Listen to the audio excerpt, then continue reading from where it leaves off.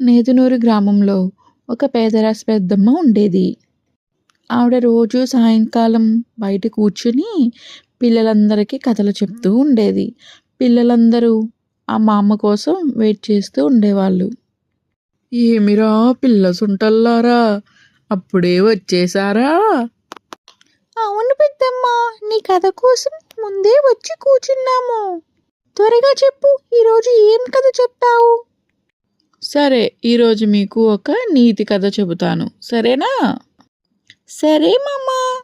గుణవంతుడు కళింగ దేశానికి మహారాజు. ఆయన ఆస్థానంలో చంద్రవర్మ అనే ఆస్థాన విదూషకుడు ఉండేవాడు. అతని మాట అన్నా చేష్టలు అన్నా మహారాజుకి ఎంతో ఇష్టంగా ఉండేది. ఆయన ఆస్థానంలోనే మహారాజుకి గురువుగారైన రామశర్మ గారు కూడా అక్కడే ఉండేవాడు. ఆయనకి ఇతర మతాలంటే చాలా ద్వేషంగా ఉండేవాడు. మహారాజు ఈ సంగతి తెలిసి తనకు గురువైన రామశర్మ గారికి ఈ ఇతర మత ద్వేషాన్ని ఎలాగైనా మాన్పించాలని అనుకుంటూ ఉండేవారు. కానీ ఆయన తనకు గురువుగారు కాబట్టి తాను ఏమీ అనలేక ఈ విషయం గురించి విదూషకుడు చంద్రవర్మ సహాయం తీసుకోవాలని అనుకున్నాడు. ఒకరోజు చంద్రవర్మను పిలిపించి, చంద్రవర్మ, ఏ విధముగానైనా సరే నువ్వే మన గురువుగారు రామశర్మ గారికి ఉన్నటువంటి ఇతర మత ద్వేషాన్ని పోగొట్టాలి, వారికి ఎటువంటి బాధ కలగకుండా ఈ కార్యాన్ని సాధించాలి అని కోరాడు మహారాజు. అందుకు విదూషకుడు చంద్రవర్మ కూడా అంగీకరించాడు.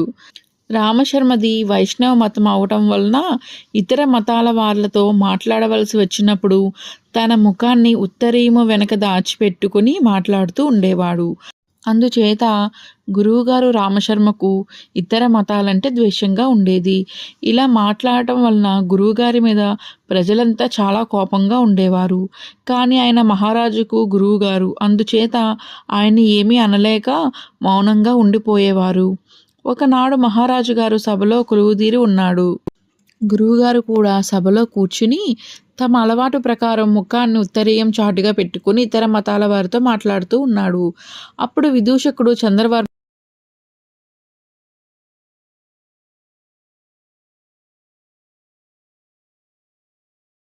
అందుకు గురువుగారు రామశర్మ, చంద్రవర్మ, నీకు ఇలాంటి సందేహం వచ్చింది?